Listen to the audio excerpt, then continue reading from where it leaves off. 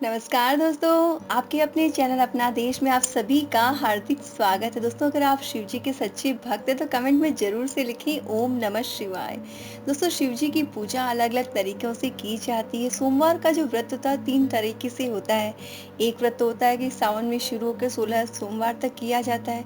एक नॉर्मल सोमवार का व्रत होता है जो हर सोमवार को किया जाता है और एक व्रत होता है जो प्रदोष के दिन किया जाता है। तो इस तरह से सोमवार का व्रत कई तरह का होता है। दोस्तों, इस वीडियो में मैं आपको बताऊंगी कि 16 सोमवार का व्रत किस तरह से करना चाहिए।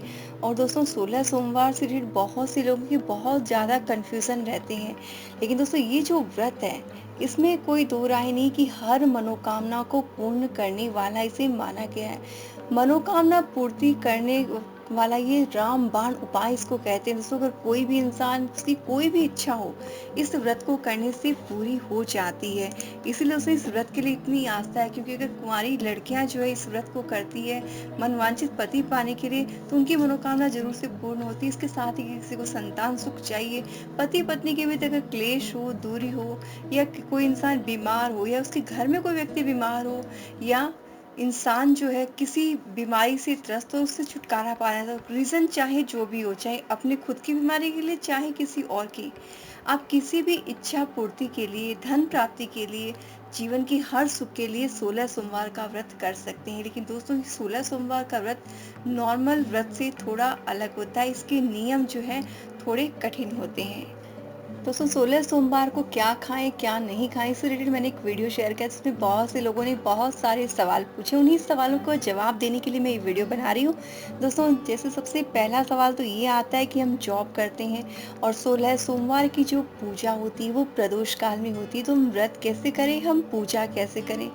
साथ ही बहुत से जन का ये सवाल भी रहता है कि क्या ये व्रत सिर्फ सावन में ही शुरू कर सकते हैं, इसको हम शुरू कैसे करें, किस तरह से पूजा विधि करें, 3 हिस्से जो डिवाइड करें वो किसको खिलाने चाहिए, नंदी बैल ना मिले तो क्या करें, उद्यापन के लिए जो अगर किसी पंडित जी को नहीं बुलाते तो स्वयं किस तरह से करें।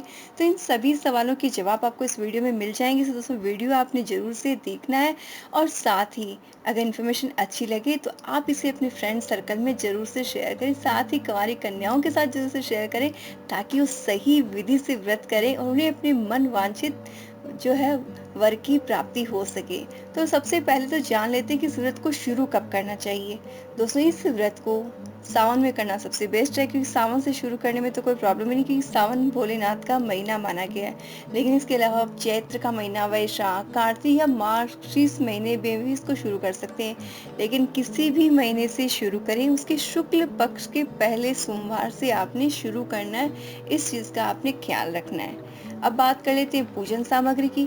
तो इस पूजा में दोस्तों बहुत ज़्यादा आपको पूजन सामग्री की ज़रूरत नहीं है। बेसिक चीज़ें चाहिए, जैसे सफ़ेद चंदन, सफ़ेद फूल, अक्षत, पंचामृत, पान सुपारी, नहीं तो आप लौंग इलायची भी रख सकते हैं। ऋतुफल जो भी अवेलेबल हो लेकिन फिक्स रखें। गंगाजल, बिलपत्र, धतूरे के फल या धतूरे के फूल, अगर वो ना भी हो तो कोई दिक्कत नहीं है। अपनी बेसिक जो चीज़ें हैं, यानी कि जो सफ़ेद फूल है, वो सब जो आपके पास जो भी अवेलेबल हो वो आप वो सफ़ेद फूल आपने चढ़ाने, क्योंकि शिव जी की पूजा में सफ़ेद फूलों का इस्तेमाल किया जाता है।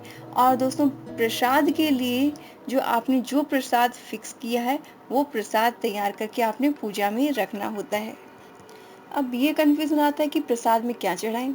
क्या खा के हम 16 सोमवार का व्रत करें? दोस्तों, बेसिकली 16 सोमवार का जो व्रत होता है, गेहूँ के आटे में घी, शक्कर मिलाकर उसका हल्का जो भूनकर चूर्ण बनाया जाता है, जिसे पंजीरी बोलते हैं। तो पंजीरी के रूप में भी प्रसाद लिया जा सकता है और कई जन इसका चूरमा भी बनाते हैं। तो पंजीरी या चूरमा दोनों से ही जो है ये व्रत किया जा सकता है। बेसिकली ये व्रत जो है चूरमा या पंजीरी से किया जाता है। लेकिन अगर आप चाहें, अगर आप चूरमा डेली नहीं खा सकते एवरी मंडे, तो आप उसकी जगह में तुलसी पत्र से भी व्रत कर सकते हैं। केला खाकर भी व्रत कर सकते हैं, खीर भी खा सकते हैं, लड्डू भी खा सकते हैं। दोस्तों, बहुत से लोग कठिन व्रत करते हैं, वो सिर्फ तुलसी पत्र लेकर ही व्रत करते हैं, तो वो भी कर सकते हैं। लेकिन दोस्तों एक चीज़ का ख़्याल रखें, तुलसी पत्र जो है वो शिव जी को नहीं चढ़ाए जाते हैं, इस बात का आपने ख़्याल रखना है। इसलिए मैं तो आप चीज़ को यही सलाह दूँगी कि तुलसी पत्र की बजाय आप कोई ऋतुफल खाकर अगर व्रत करते हैं तो वो बेस्ट रहेगा। और ऋतुफल दोस्तों आपने इस तरह से लेना है, जैसे अगर आप केले ले रहे हैं तो आप क्वांटिटी में इक्वल लें। अगर आपने स्वयं ने 2 केले खाने या 3 केले खाने, अगर 2 केले खाने तो आपने टोटल 6 केले एवरी मंडे यूज़ करने, और अगर 3 खाने तो 9 केले आपने पूजा में रखने। तो इस तरह से आपने 3 हिस्सों में डिवाइड करने की क्वांटिटी को ही लेना है। और अगर आप चूरमा से व्रत करें तो लगभग 250 ग्राम आटे का आपने चूरमा या पंजीरी जो है बनानी चाहिए। और अगर आप 250 ग्राम मेजरमेंट में आपको दिक्कत हो तो आप 1 कप फिक्स कर ले कि 1 कप आटे का मेरे को चूरमा बनाना है। तो इस तरह से आपने प्रसाद फिक्स रखना है, जिस प्रसाद से आप व्रत शुरू करेंगी एवरी मंडे हर सोमवार उसी प्रसाद से आपने व्रत करना है। अब बात कर लेते हैं पूजा के समय की। दोस्तों ये सबसे बड़ी समस्या है, क्योंकि आजकल मैक्सिमम लोग जॉब करते हैं तो सुबह के समय तो घर में रहते हैं, लेकिन प्रदोष काल में वो घर पे पूजा नहीं कर सकते। तो क्या करें? क्योंकि दोस्तों 16 सोमवार की पूजा का जो समय है वो फिक्स होता है, और पूजा का समय होता है दिन का तीसरा प्रहर, जिसे कि प्रदोष काल कहते हैं। अगर दिन के समय से माने तो लगभग 4 बजे से लेकर 7:30 बजे का जो टाइमिंग होता है, उस समय में 16 सोमवार की पूजा की जाती है प्रदोष काल में। लेकिन जो लोग जॉब करते हैं वो सुबह के समय ही पूजा कर सकते हैं, और डेली फिर उन्हें उसी समय पूजा करनी है। अब दोस्तों बात कर लेते हैं कि पूजा करनी कैसे है। दोस्तों सोमवार के दिन आपने जल्दी उठना है, क्योंकि आप ताकि पूरे शांत मन से पूजा कर सकें और आपके डेली रूटीन के जो काम है वो भी डिस्टर्ब ना हो। इस दिन आपने काले, नीले, डार्क कलर के कपड़े नहीं पहनने चाहिए। इस दिन आपने light colour, cream colour, yellow colour इत्यादि के जो कपड़े वो आपने पहनने चाहिए। दोस्तों ये व्रत विवाहित स्त्रियाँ और कुंवारी स्त्रियाँ दोनों ही कर सकती हैं। विवाहित स्त्रियाँ अगर व्रत करती हैं और जोड़े से करती तो बहुत बढ़िया, और विवाहित स्त्रियाँ सिंगल ही कर रही हैं, दोनों ही कंडीशन में चाहे जोड़ी से करो चाहे सिंगल करो, ब्रह्मचर्य का पूर्ण रूप से आपने पालन करना चाहिए। इस बात का आपने पूर्ण रूप से ख्याल रखना है। सुबह के समय में संकल्प आपने लेना है। अगर आपके घर में शिवलिंग है तो सुबह में भगवान भोलेनाथ के सामने हाथ में पहले सोमवार वाले दिन आपने अक्षत और पुष्प और जल हाथ में लेकर व्रत का संकल्प लेना है, और उसके बाद में आपने भगवान भोलेनाथ को जल इत्यादि से पूजन कर लेना है। और दोस्तों अगर आप जॉब करते हैं, आप शाम के समय पूजा नहीं कर सकते, तो उसी समय आपने प्रसाद के साथ में ही पूजा जो है वो स्टार्ट करनी चाहिए।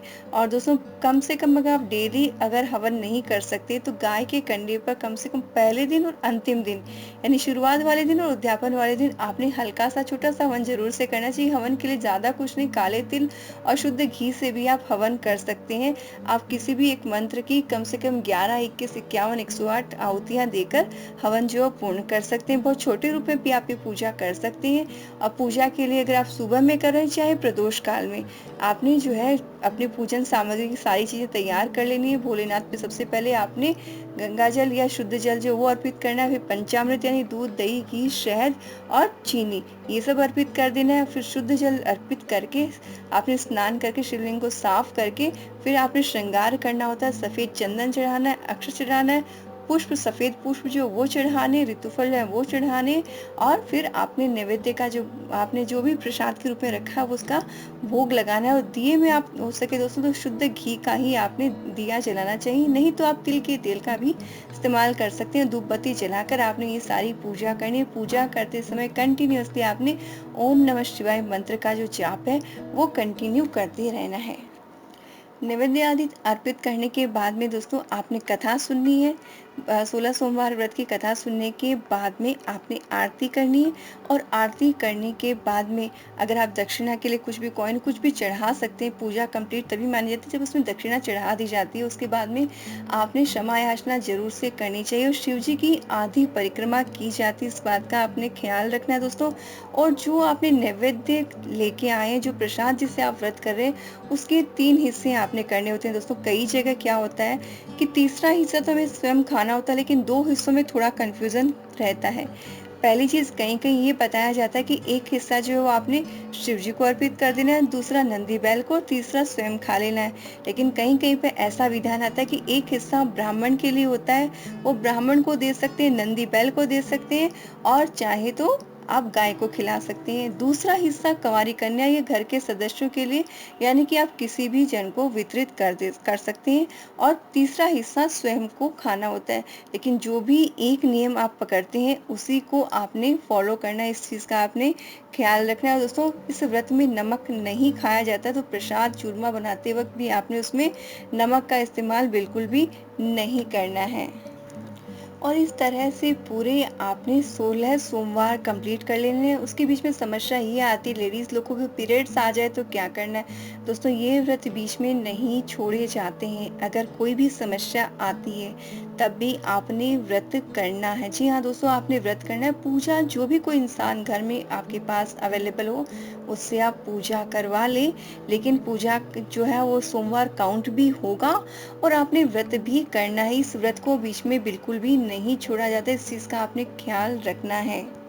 दोस्तों, इस व्रत में एक नियम ये भी होता है कि जब तक आप पूजा नहीं कर लेते, जैसे आप प्रदोष काल में अगर पूजा करें तो पूजा के पहले पानी भी नहीं पिया जाता है। लेकिन अगर आप सुबह के समय में पूजा कर रहे हैं तो पूजा करने के बाद में आप जल ग्रहण कर सकते हैं और अपने प्रसाद, अपने हिस्से का जो प्रसाद है वो दिन में जिस भी टाइम खाते हैं वो एक फिक्स समय ही आपने खाना चाहिए। इसके साथ ही दोस्तों, बहुत से लोग ये सवाल करते हैं कि क्या हम मंगलवार जैसे सोमवार की रात 12 बजे के बाद क्या कुछ खा सकते हैं? नहीं दोस्तों, ये व्रत सुबह आपके उठने से चालू होके अगले दिन यानी कि मंगलवार को सुबह उठने तक कंटिन्यू रहता है। इसके बीच में रात को 12 बजे के बाद में आपने कुछ भी नहीं खाना चाहिए। पूरे 24 घंटे का ये व्रत होता है, इस चीज़ का आपने ख्याल रखना है। साथ ही दोस्तों, बहुत से जन ये सवाल करते हैं कि जो नॉन वेजिटेरियन है कि क्या उन्हें 4 महीने, क्योंकि लगभग 16 सोमवार के व्रत में 4 महीने लग जाते हैं, तो क्या इन 4 महीनों तक हमें बिल्कुल भी नॉन वेज नहीं खाना चाहिए? दोस्तों, ऐसी कोई दिक्कत नहीं है। आप सिर्फ जिस दिन उपवास करते हैं उस दिन आपने बिल्कुल भी नहीं खाना चाहिए, क्योंकि ये सभी के लिए हम जानते हैं कि पॉसिबल नहीं होता है, क्योंकि घर में अगर सदस्यों के लिए बनाना भी पड़ता है जिनके यहाँ खाया जाता है। तो ऐसे नियम आप ना रखें जिनका कि आप पालन ना कर पाएँ। तो इस चीज़ का आपने ख्याल रखना है कि व्रत के दिन पूरी शुद्धता का ध्यान रखें। घर में इस तरह की कोई भी चीज़ का इस्तेमाल आपने व्रत के दिन बिल्कुल भी नहीं करना है। साथ ही दोस्तों, अगर किसी प्रॉब्लम की वजह से, फिजिकल प्रॉब्लम की वजह से, या अगर आपका कोई मेडिसिन का कोई कोर्स चल रहा है, आपको कोई दवाई लेनी ज़रूरी है, तो जिस समय आप खाना खाते हैं यानी प्रसाद लेते हैं उस समय आप वो दवाई ले सकते हैं। आपको उसे छोड़ने की ज़रूरत नहीं, लेकिन इसका मतलब ये नहीं कि अगर दिन में 3-4 बार अगर आपको दवाई लेनी तो आपने फिर सोच समझ कर ही व्रत स्टार्ट करना चाहिए। अगर इस तरह की कोई फिजिकल प्रॉब्लम है तो आपने व्रत स्टार्ट नहीं करना चाहिए। लेकिन अगर कोई अचानक से कोई प्रॉब्लम आ गई है, डॉक्टर ने किसी मेडिसिन को आपको लेने के लिए बोला है, तो आप खाने के साथ में उसे खा सकते हैं। और जब भी दोस्तों प्रसाद ग्रहण करें तो एक जगह बैठकर आपने खाना चाहिए। घूमते फिरते ये प्रसाद बिल्कुल भी ग्रहण नहीं करना चाहिए। और दोस्तों, व्रत के दिन आपने बिल्कुल भी दिन में सोना नहीं चाहिए, क्योंकि दोस्तों होता है ना कि टाइम पास नहीं हो रहा, भूख लग रही, तो बहुत से जन सोकर भी टाइम पास करने की कोशिश करते हैं, तो ऐसा बिल्कुल भी नहीं करना चाहिए। व्रत के दिन जितना हो सके आपने भगवान भोलेनाथ के मंत्रों का जो है जाप करते ही रहना चाहिए।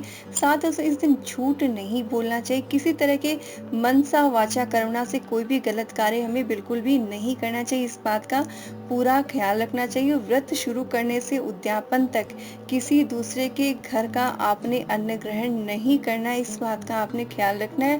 पूजा और प्रसाद ग्रहण करने का समय आपने फिक्स रखना है। उसी समय एवरी मंडे को आपने उसी समय प्रसाद ग्रहण करना है और उसी समय पूजा आपने करनी है। तो ये तो हो गई पूजा विधि। अब बात आ गई उद्यापन की। उद्यापन कैसे करें? अगर पंडित जी को, शास्त्री जी को बुलाना हमारे लिए पॉसिबल नहीं है तो घर में हम सिंपल तरीके से अपने हिसाब से किस तरह से पूजा करें। तो इसके लिए दोस्तों 16 सोमवार का व्रत होने के बाद 17वें सोमवार को उद्यापन किया जाता है।